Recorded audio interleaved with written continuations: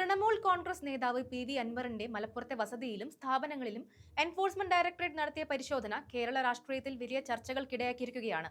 രാവിലെ 6:30ഓടെയാണ് ഇ സംഘം അൻവറിന്റെ വീട്ടിലെത്തിയത്. ചെന്നൈ, കോഴിക്കോട്, കൊച്ചി എന്നിവിടങ്ങളിലെ യൂണിറ്റുകൾ ചേർന്നാണ് പരിശോധന നടത്തുന്നത്. അൻവറിന്റെ മഞ്ചേരി പാർക്കും അദ്ദേഹത്തിന്റെ സഹായി സിയാദിന്റെ വീടും പരിശോധനയുടെ പരിധിയിൽ വരുന്നു. KFC ലോണുമായി ബന്ധപ്പെട്ട സാമ്പത്തിക ക്രമക്കേട് ആരോപണങ്ങളാണ് ഈ റെയ്ഡിന്റെ അടിസ്ഥാനമെന്നാണ് വ്യക്തമാകുന്നത്.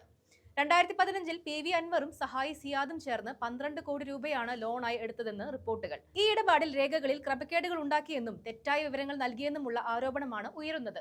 ഒരേ സ്ഥലത്തിന്റെ രേഖ ഉപയോഗിച്ച് 2 വ്യത്യസ്ത വായ്പകൾ എടുത്തുവെന്ന പരാതിയും ഉയർന്നിട്ടുണ്ട്. ഇതേ കേസിൽ വിജിലൻസ് വിഭാഗം ഇപ്പോൾ അന്വേഷണം നടത്തുകയാണ്. അൻവറിന്റെ സിൽസില പാർക്കിൽ കഴിഞ്ഞ ദിവസം വിജിലൻസ് പരിശോധന നടത്തിയതിനെ തുടർന്നാണ് ഇഡിയും രംഗത്തെത്തിയത്. അൻവർ മതിയായ രേഖകളില്ലാതെ ഉദ്യോഗസ്ഥരുമായി ഗൂഢാലോചന നടത്തിയാണ് കേരള ഫിനാൻഷ്യൽ കോർപ്പറേഷനിൽ നിന്ന് വായ്പ നേടിയതെന്നും വിജിലൻസിന്റെ പ്രാഥമിക കണ്ടെത്തലുകൾ സൂചിപ്പിക്കുന്നു.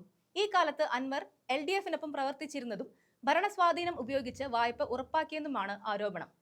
5 കോടിയിലധികം സാമ്പത്തിക ക്രമക്കേട് ഉണ്ടായതിനാൽ ഈ കേസ് ഇഡിയുടെ പരിധിയിൽപ്പെട്ടതും ഇപ്പോഴത്തെ നടപടി അതിന്റെ ഭാഗമെന്നുമാണ് സൂചന. ഇഡിയുടെ റെയ്ഡ് നടന്ന സമയവും അതിനോട് കൂടിയ രാഷ്ട്രീയ സാഹചര്യവുമാണ് ഇപ്പോൾ കൂടുതൽ ചർച്ചകൾക്കും സംശയങ്ങൾക്കും ഇടയാക്കുന്നത്. അൻവർ UDFിൽ ചേരാൻ പോകുന്നുവെന്ന വാർത്തകൾ ശക്തമായിരിക്കെ ഇത്തരമൊരു പരിശോധനയ്ക്ക് രാഷ്ട്രീയ നീക്കങ്ങളുടെ ബന്ധമുണ്ടോ എന്ന ചോദ്യമാണ് ഇപ്പോൾ രാഷ്ട്രീയ വർത്തമാനങ്ങളിൽ ഉയരുന്നത്. പാർട്ടി മാറുന്ന കാര്യങ്ങളും രാഷ്ട്രീയ നീക്കങ്ങളും നടക്കുന്ന ഈ ഘട്ടത്തിൽ അന്വേഷണം ശക്തമാകുന്നത് സ്വാഭാവികമായും സംശയമുയർത്തുന്നു. എന്തായാലും PV അൻവറിനെ ചുറ്റിപ്പറ്റിയിരിക്കുന്ന സാമ്പത്തിക ക്രമക്കേട് കേസും അതുമായി ബന്ധപ്പെട്ട ED വിജിലൻസ് പരിശോധനകളും കേരളത്തിന്റെ രാഷ്ട്രീയ ഭൂപടത്തിൽ വലിയ തരംഗമാണ് സൃഷ്ടിച്ചിരിക്കുന്നത്. അന്വേഷണങ്ങൾ മുന്നോട്ട് പോകുന്നതിനനുസരിച്ച് കൂടുതൽ വിവരങ്ങൾ പുറത്തുവരും.